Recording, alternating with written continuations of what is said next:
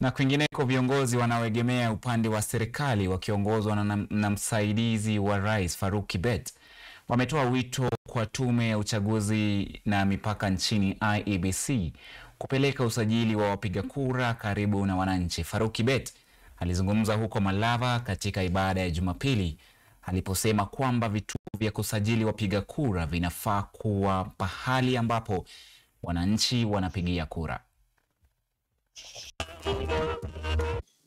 Jambo la pili, mimi nataka kuuliza IEBC,